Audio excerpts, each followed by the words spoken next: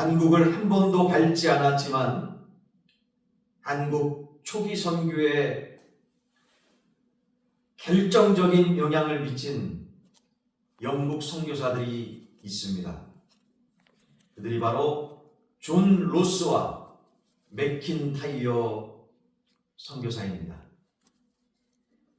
1883년 서상류는 번역된 성경을 들고 전도인이 되어 황해도 솔레, 송천 소래라고도 하는 이곳에 들어왔습니다. 그리고 이것이 한국 최초의 소래교회의 시작이 되었죠. 한국 선교가 한국 땅을 한 번도 밟지 않은 영국 선교사, 방금 전에 얘기했던 존 로스와 맥킨타이어에 의해서 시작된 것처럼 오늘 우리가 함께 생각할 골로새 교회도 골로새를 한 번도 방문하지 못한 바울 사도에 의해서 시작되었던 것입니다. 우리가 잘 아는 대로 1세기 바울의 소아시아 선교의 핵심 거점은 바로 에베소였습니다. 소아시아의 여러 교회와 지역들이 어디입니까? 에서버드 빌라 사대 아니겠습니까? 에베소서, 서머나 교회, 서머나, 버가모, 두아디라, 에서버드, 빌라델피아, 라오디게아, 그리고 사대 교회 등등이 있었던 이 소아시아 지역, 그 소아시아 선교의 핵심 거점이 바로 에베소였다는 사실 아니겠습니까? 사도 바울은 2년 이상 에베소에 머물면서 소아시아 각지에서 오는 사람들에게 복음을 전하고 제자 훈련을 시켰던 것이죠. 자, 그 말씀이 사도행전 19장 10절 말씀에 기록하고 있습니다. 한번 찾아보세요. 사도행전 19장 10절 말씀에 마태, 마가, 누가, 요한, 그 다음에 사도행전이지요. 사도행전 19장 10절 말씀에 이렇게 기록되어 있습니다. 2해 동안 이같이 하니 아시아에 사는 자는 유대인이나 헬라인이나 다 주의 말씀을 듣더라. 믿으시면 아멘. 몇 해 동안? 2해 동안, 2년 동안 에베소 교회에서 말씀을 전했다는 말씀입니다. 이때 골로새에서 서쪽으로 160km 떨어진 에베소에서 와서 바울 사도에 의해서 복음을 듣고 훈련받은 제자 중에 골로새 사람 에바브라와 빌레몬이 있었을 것으로 추정됩니다. 누구와 누구요? 에바브라와 빌레몬 말입니다. 바로 이들에 의해서 골로새 교회가 설립되어 골로새 지역에 복음의 열매를 맺었다는 것입니다. 에베소 교회에 와서 에바브라와 빌레몬이라는 사람을 통해서 이들이 복음을 듣고 골로새 지역에 가서 골로새 교회를 세웠다는 것입니다. 자, 이 말씀이 골로새서 1장 6절에서 7절까지 말씀 가운데 기록되어 있습니다. 골로새서 1장 6절에서 7절까지 말씀 같이 한번 봉독해 봅시다. 시작. 이 복음이 이미 너희에게 이르매 너희가 듣고 참으로 하나님의 은혜를 깨달은 날부터 너희 중에서와 같이 또한 온 천하에서도 열매를 맺어 자라는도다. 이와 같이 우리와 함께 종된 사랑하는 에바브라에게 너희가 배웠나니 그는 너희를 위한 그리스도의 신실한 일꾼이요. 아멘. 자, 누구에게 배웠다고요?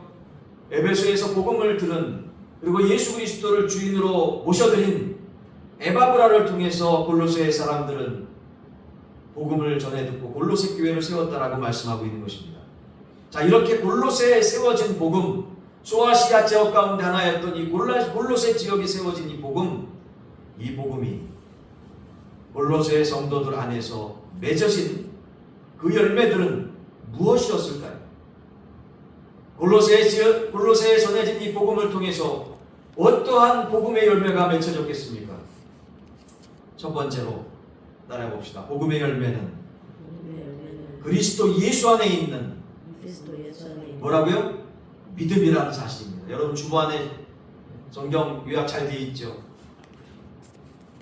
복음의 열매가 뭐였다고요? 골로새 지역에 전해진 이 복음을 통해서 맺어진 열매, 복음의 열매가 무엇이었다고요? 그리스도 예수 안에 있는 믿음이었음을 다시 한번 깨닫고 믿습니다. 어느 말씀을 통해서 3절서부터 4절까지 오늘 본문 말씀을 통해서 말입니다. 어떤 학생이 시험을 치는데 이런 문제가 나왔어요. 우리 몸에 필요한 3대 영양소가 뭘까요? 여러분 뭐라고 생각하십니까? 마찬가지로 바울 사도가 이 편지를 쓰던 당시의 골로새 교인들에게 영적인 건강을 위해서 가장 필요한 것이 무엇이라고 물었다면 여러분 우리는 뭐라고 대답할 수 있을까요? 아마도 많은 골로새 교인들은 영적인 지식이 아닐까요? 알아야지 뭘 해먹지 않습니까? 라고 답변하지 않았을까 추측해봅니다. 골로새 지역에 복음이 전해지고 얼마 지나지 않아서 여러분 그들의 믿음을 흔들 만한 이단 사상이 소개되었습니다. 그 이단 사상이 뭡니까? 바로 영지주의였다는 사실이에요. 그노티시즘, 영지주의. 그들은 진정으로 복음을 안다면 특별하고 신비한 영적 지식이 있어야 된다고 주장했겠죠. 오늘날 신천지 사람들이 비유풀이를 아냐고 접근하는 것을 연상하면 될 것 같습니다. 그런데 바울은 아니라고 말합니다.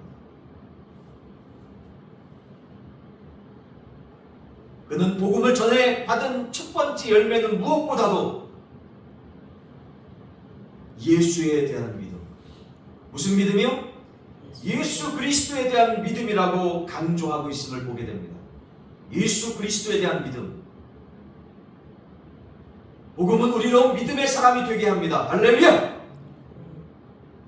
그 믿음은 정의되지 않은 추상적이고 심리적인 신념과 같은 그러한 믿음이 아닙니다. 성경은 분명하게 그리스도 예수 안에 있는 믿음이라고 말씀하고 있습니다. 그리스도 예수 안에 있는 믿음. 그러므로 복음의 핵심은 바로 우리의 죄 문제 해결을 위해서 십자가에서 죽으시고 우리에게 새로운 삶을 주시고자 다시 사망권세 이기시고 부활하신 다시 사신 예수 그리스도이신 줄로 확실하게 믿습니다.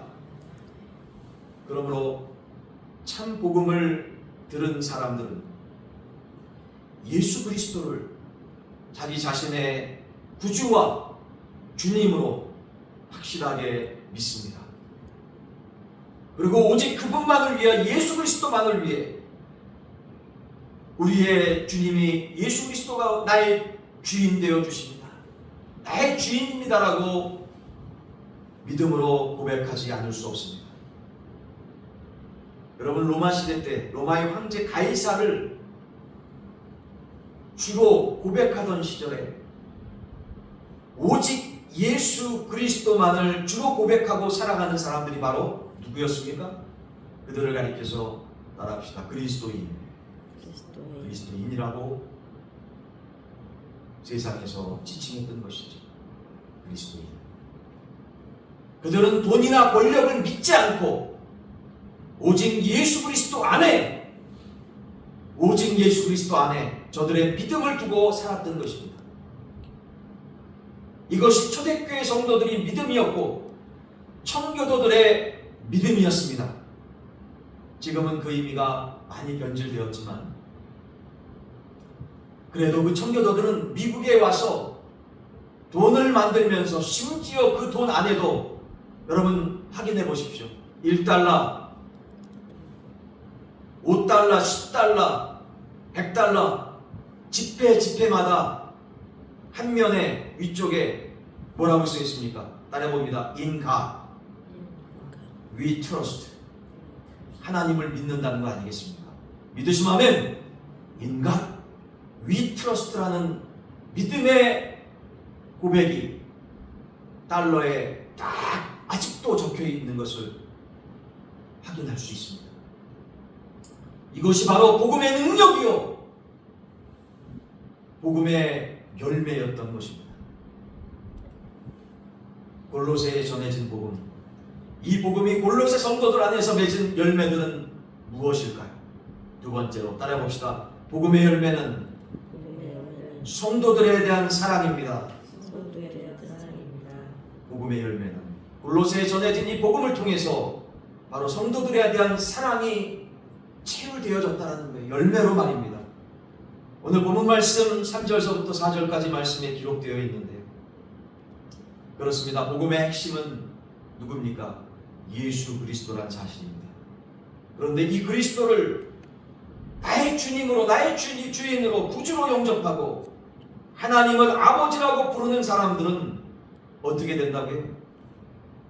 확실하게 믿은 그 순간서부터 믿는 자들 가운데 서로를 주 안에서 형제 자매라고 부르게 되는 것이죠. 인식하게 되어진다는 것입니다. 왜요? 성령 하나님께서 그 심령 가장 중요한 것에 함께 하시기 때문에 과거에 어떠한 육신적인 삶을 살았을지라도 예수 그리스도를 나의 주인으로 믿고 정말로 그리스도인으로서 변화되어진 삶을 살아가는 자녀들은 그럼에도 불구하고 주님께서 그렇게 하실 수밖에 없도록 만들어 주신다는 사실 아니겠습니까? 다시 말해서 교회는 이 형제 자매들의 영적인 가족 공동체라는 것이죠. 그들의 서로를 향한 사랑 안에서, 주님에 대한 사랑 안에서, 주 안에서 용납과 희생이야말로 복음을 수용한 현저한 열매라는 사실 아닐까요? 그래서 예수 그리스도께서는 요한복음 13장에서 자신의 제자들에게 새로운 계명을 말씀하십니다. 요한복음 13장 34절에서 35절까지 말씀입니다. 같이 한번 봉독해 봅시다. 요한복음 13장 34절에서 35절까지 말씀. 요한복음 13장 34절에서 35절까지 말씀. 같이 봉독합시다. 시작. 새 계명을 너희에게 주노니 서로 사랑하라. 내가 너희를 사랑한 것 같이 너희도 서로 사랑하라. 너희가 서로 사랑하면 이로써 모든 사람이 너희가 내 제자인 줄 알리라. 아멘. 금세기 기독교 철학자요 전도자였던 라구리 공동체의 프란시스 쇠퍼는 이 그리스도인들의 서로 사랑을 바로 예수 그리스도의 제자들의 배지, 여러분 여기 배지에 달고 있지 않습니까? 내가 어디에 소속되어 있다는 것을 배지를 여기 달고선 하지요. 국회에 소속되어 있는 국회의원들은 국회의원이 배지를 달지 않습니까? 그렇듯이 나는 서로 사랑하는 하나님의 생명 다한 사랑으로 구원받은, 죄 용서함 받고 구원받은 하나님의 백성 그리스도입니다라는 그 배지로서 주 안에서 구원받은 하나님의 백성들, 우리 성도들 서로 간에 어떠한 허물과 부족함과 연약함이 있을지라도 두 눈 다 감고 성령의 선글라스로 끼고 사랑으로 서로 사랑한다라는 말씀 아닐까 싶습니다. 구체적으로 내 곁에 있는 성도 한 사람 한 사람을 내 형제 자매로 사랑하고 그들을 사랑하기 위해 기꺼이 희생값을 치르는 연습으로 삶의 보람과 의미를 만들어가는 교회, 우리는 그런 교회가 참 복음을 소유한 교회이며 복음에 순종하고 복종하는 교회라고 깨닫고 믿습니다. 복음의 열매는 성도들에 대한 사랑의 실천이어야 하기 때문인 것입니다. 사도 바울이 골로새 교회를 보고 기뻐하고 감사한 것은 이러한 복음의 열매를 볼 수 있었기 때문입니다. 그래서 골로새서 1장 오늘 본문 말씀 3절서부터 4절은 이렇게 고백합니다. 사도 바울의 고백이 우리의 고백되기를 소원하는 마음으로 같이 함께 통성으로 같이 함께 합독했으면 좋겠습니다. 골로새서 1장 3절에서 4절까지 말씀입니다. 시작. 우리가 너희를 위하여 기도할 때마다 하나님 곧 우리 주 예수 그리스도의 아버지께 감사하노라. 이는 그리스도 예수 안에 너희의 믿음과 모든 성도에 대한 사랑을 들었으며. 할렐루야. 그렇습니다. 골로새에 전해진 이 복음은, 또한 이 복음을 통한 열매는 바로 주 예수 그리스도를 향한 주님 안에 있는 믿음이라는 사실이고, 골로새서 1장 3절부터 4절까지 말씀 읽었듯이 서로 사랑하는 모든 성도에 대한 사랑이었음을 말씀을 통해서 다시 한번 확인케 됩니다. 끝으로 세 번째 복음의 열매, 골로새 전해진 복음의 열매는 무엇이었을까요? 따라해 봅시다. 복음의 열매는 하늘에 쌓아둔 소망입니다. 뭐라고요? 하늘에 쌓아둔 소망이라는 것입니다. 골로새서 1장 5절은 이렇게 말씀합니다. 너희를 위하여 하늘에 쌓아둔 소망으로 말미암으니 곧 너희가 전에 복음 진리의 말씀을 들은 것이라. 할렐루야. 성경은 이 세상을 살아가는 모든 사람들을 두 가지로 구분합니다. 하나는 땅에 보물을 쌓고자 하는 사람들이고, 또 다른 유형은 하늘에 보물을 쌓는 사람들입니다. 성경은 보물을 하늘에 쌓아두라고 말씀합니다. 거기에는 좀이나 동록이 해하지 못하고 도둑이 구멍을 뚫지 못한다라고 말씀합니다. 하늘에 쌓아둔 소망은 궁극적으로 영원한 천국에 대한 소망이지만, 동시에 그 영원한 천국에서 우리가 누릴 기업의 소망이기 때문인 줄로 확실하게 깨닫게 되어집니다. 여러분, 복음을 듣고 구원의 확신을 가진 날부터 우리는 이 놀라운 소망을 누려왔습니다. 동시에 그 복음을 위해 우리의 삶을 헌신하는 순간부터 이 보물을 하늘에 쌓아두는 일을 해온 것인 줄로 깨닫고 믿게 되어지는 것이지. 가끔 가다 보면 천국신앙을, 이 놀라운 천국신앙을 타계신앙 혹은 기복신앙으로 비하하는 말을 안타깝게 듣게 됩니다. 예수 믿는 동기가 겨우 천국 가기 위한 이기적인 목적 때문이냐고 묻는 사람들이 있습니다. 그러나 우리가 세상을 살며 이기적인 동기에 사로잡히는 이유가 저는 오히려 천국 신앙의 부재 때문이 아닌가 싶습니다. 천국에 대한 소망이 많이 희미해졌기 때문이 아닌가 싶습니다. 이 세상 다음에 올 영원한 세상을 참으로 믿는다면 이 세상의 이해관계에 그렇게 민감하게 집착할 필요가 있을까요? 순교자들의 강강함은 오히려 이 천국신앙 때문이 아니겠습니까? 우리 주님께서 이 세상에서 떠날 것을 예언하시며 제자들에게 마음에 근심하지 말라고 말씀하실 수 있었던 이유는 바로 아버지 집에서 거할 곳이 예비되어 있으며, 그리고 거기 나 있는 곳에 너희도 있게 하리라는 요한복음 14장 3절 말씀은 다시금 천국에서 만날 그 놀라운 소망 가운데 재회의 약속을 믿으신 이유 때문이 아니었겠습니까?